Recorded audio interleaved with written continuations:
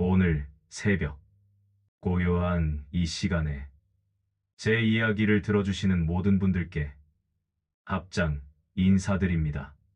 세상은 아직 잠들어 있고 창밖은 희미한 어둠 속에 머물러 있지만 당신의 마음은 이미 깨어 있습니다. 하루가 열리기 전 우리의 마음은 종종 어제의 흔적에 머물러 있습니다. 후회, 미련, 아직 풀리지 않은 근심이 새벽까지 따라와 다시 하루를 짓게 물들이려 하지요. 그러나 부처님께서는 이렇게 말씀하셨습니다. 모든 것은 무상하니 머무는 바 없이 흘러가느니라. 어제의 기쁨도 어제의 아픔도 오늘의 새벽 앞에서는 모두 흘러가는 인연일 뿐입니다.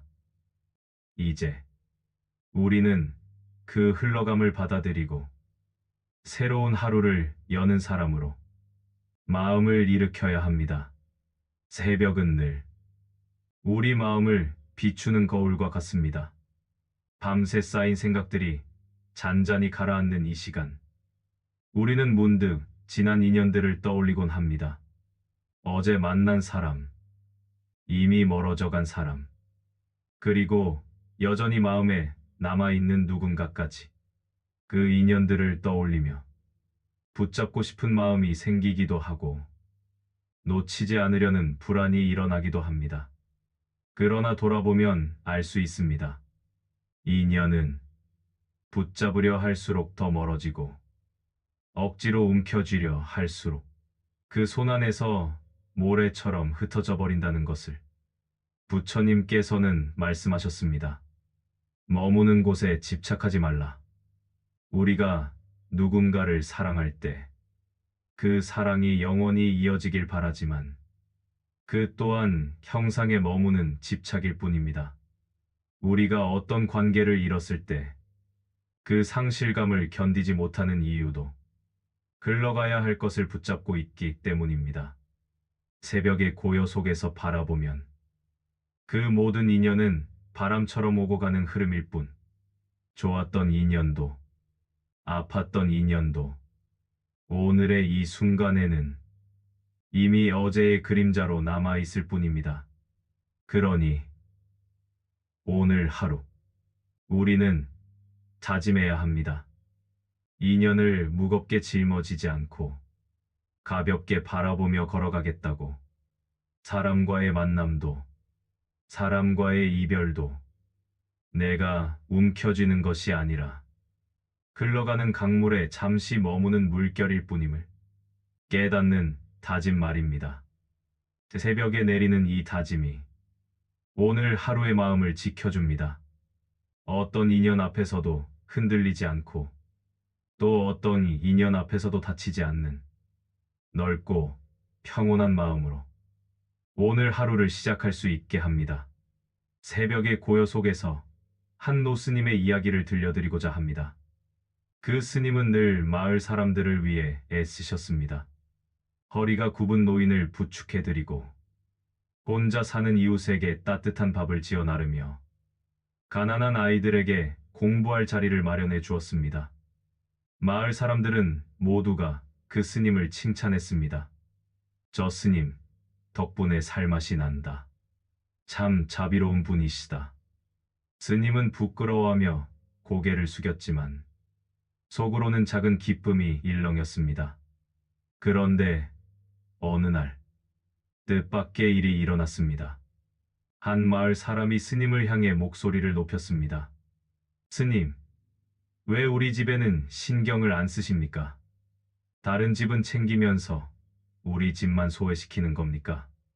순간 스님의 마음에 억울함이 치밀었습니다. 내가 얼마나 이 마을을 위해 애써왔는데 어찌 이런 원망을 들을 수 있단 말인가. 그날 밤 스님은 마음이 무겁고 잠을 이루지 못했습니다. 좋은 일만 해왔다고 생각했는데 돌아오는 건 칭찬만이 아니라 원망도 함께였던 것입니다.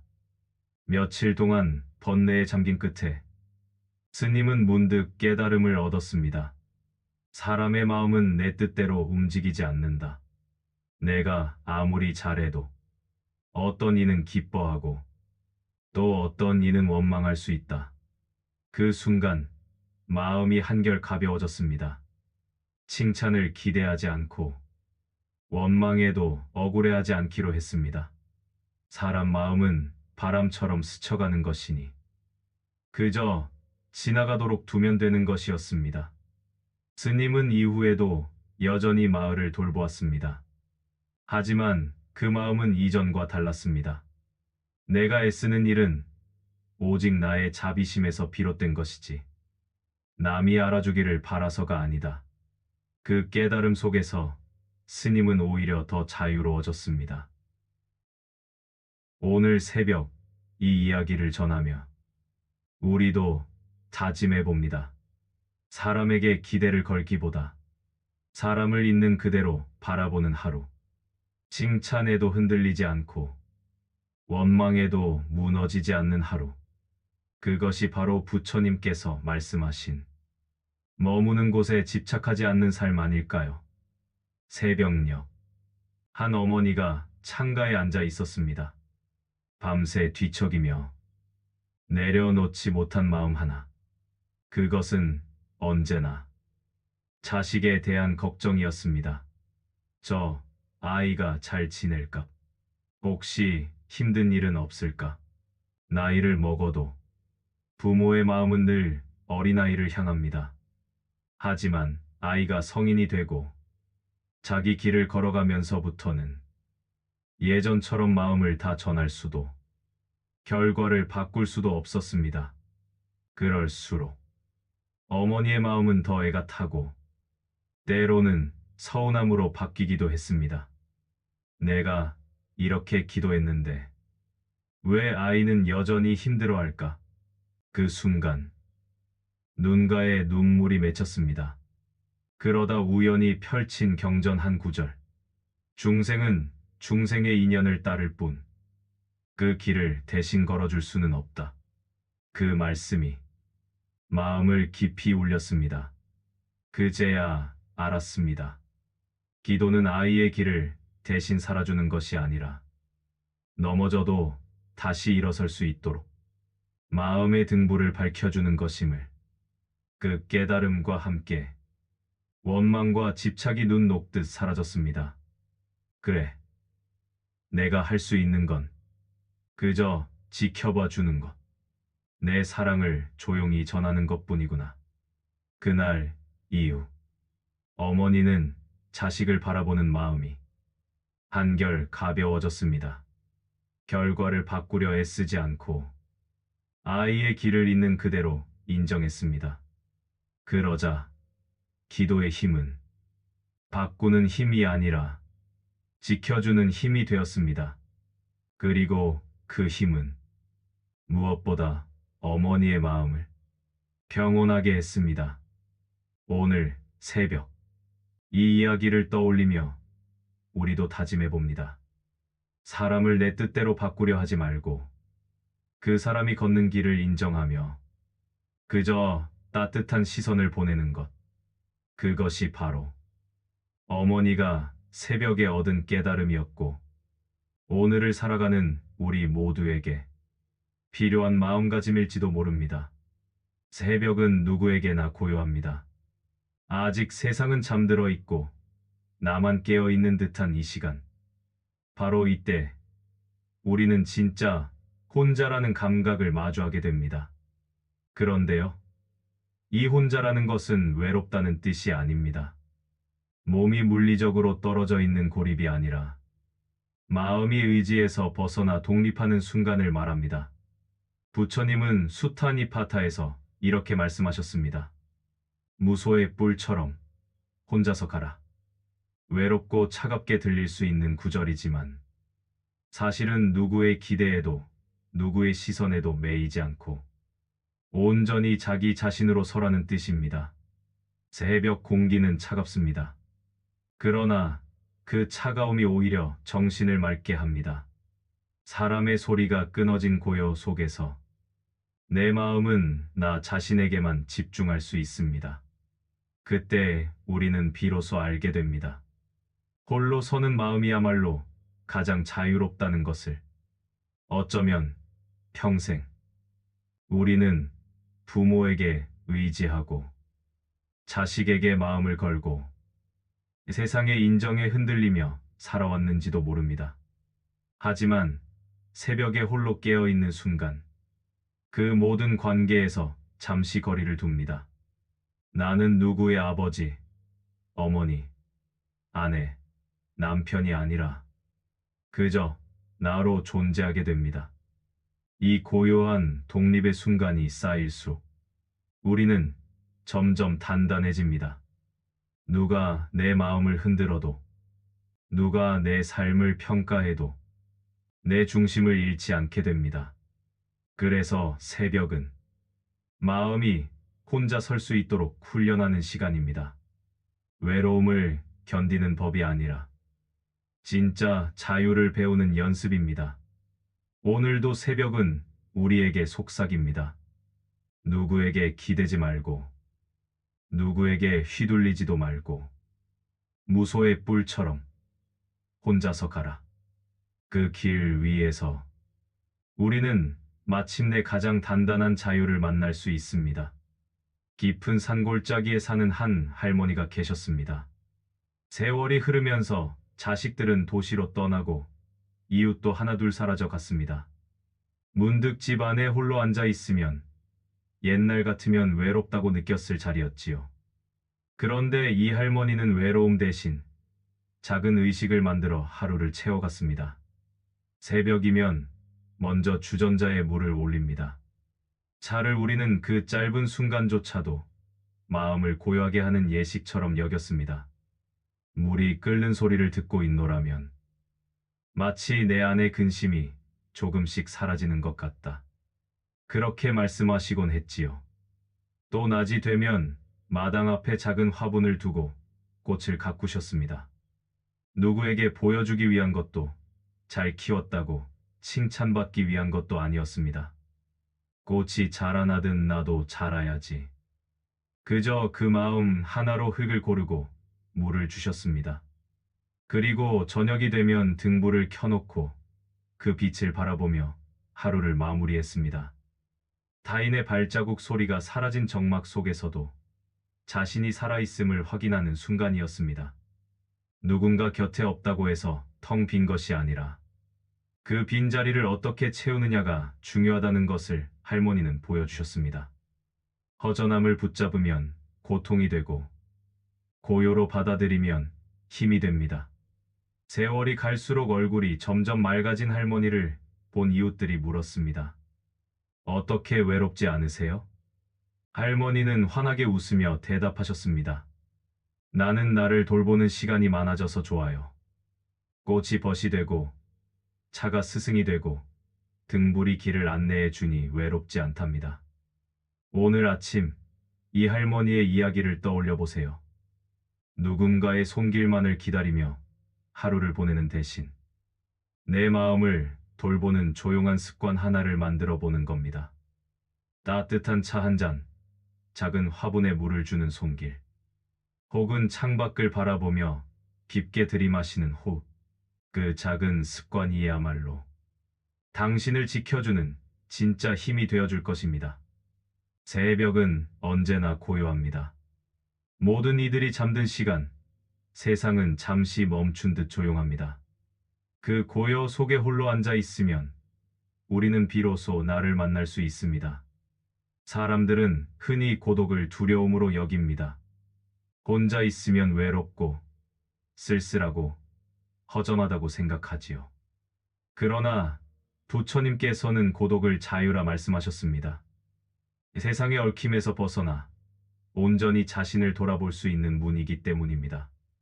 침묵 속에 앉아 있으면 처음에는 잡념이 일어납니다.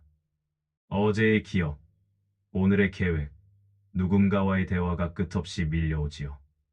그런데 그 흐름을 억지로 밀어내지 않고 그저 바라보기만 하면 조금씩 마음의 소리가 가라앉습니다. 그리고 마침내 아주 작은 속삭임이 들립니다. 그것은 세상 소리가 아니라 나의 깊은 내면에서 흘러나오는 진실의 음성입니다. 인연에 집착하지 않을 때, 관계에서 오는 얽힘이 풀려날 때, 그 자리에 새로운 것이 자랍니다. 그것은 감사이고 또 고요입니다. 누군가가 내 마음을 알아주지 않아도, 무언가가 뜻대로 흘러가지 않아도 나는 그 자체로 괜찮다는 평안이 피어납니다. 그래서 새벽은 단순히 혼자 있는 시간이 아닙니다. 새벽은 마음을 세우는 시간입니다. 몸을 곧게 하고 호흡을 고르게 하며 오늘 하루를 어떤 마음으로 살아갈지를 다짐하는 순간이지요. 작은 촛불이 어둠을 밝히듯 짧은 새벽의 고요가 하루 전체를 비추는 등불이 됩니다. 고독을 두려움이 아닌 자유로 받아들일 때 우리는 더욱 선명하게 살아갈 힘을 얻습니다. 그러니 오늘도 이 새벽에 잠시 마음을 세워 보십시오. 다른 누구의 기대도 어제의 미련도 아닌 오직 나 자신의 마음을 똑바로 바라보는 순간, 그 순간이 바로 수행이며 깨달음의 씨앗입니다. 은퇴라는 단어가 주는 무게는 생각보다 훨씬 큽니다. 오랫동안 다니던 회사를 떠나는 순간, 사람은 마치 세상에서 제 역할을 잃은 듯한 공허함을 느끼곤 합니다. 한 노신사 역시 그랬습니다. 매일 아침 출근하던 습관은 사라지고 정장을 입을 이유도 없어졌습니다. 전화는 점점 줄어들고 가족들마저 각자의 삶에 바빠 그를 찾는 일은 드물어졌습니다. 하루하루가 길고 허무했습니다. 그는 생각했습니다. 이제 나는 아무 쓸모도 없는 걸까?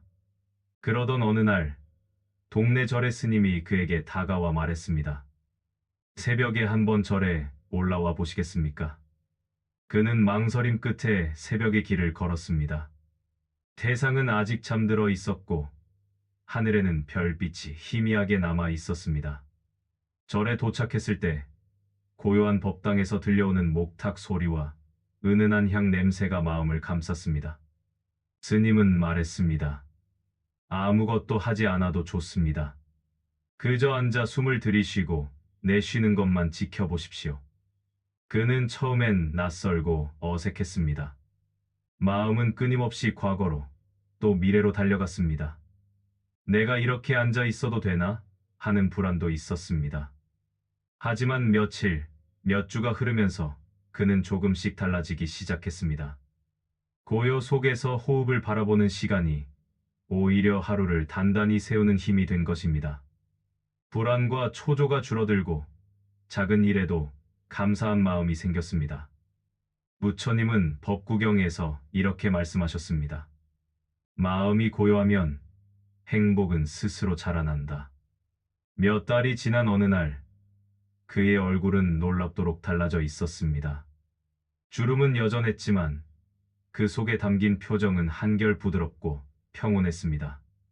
오랫동안 그를 괴롭히던 허무와 공허가 사라지고 잔잔한 미소가 머물렀습니다. 그는 말했습니다. 이제야 알겠습니다. 새벽은 텅 빈 시간이 아니라 새로운 평온이 자라는 시간이었음을. 오늘 아침 우리도 잠시 눈을 감고 마음을 돌아보면 어떨까요?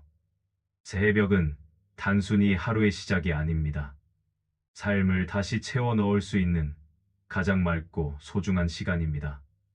어떤 농부는 씨앗을 뿌리고도 끝없이 날씨를 걱정했습니다. 그러다 결국 내가 할 수 있는 건 뿌리고 돌보는 것뿐이라 받아들이자.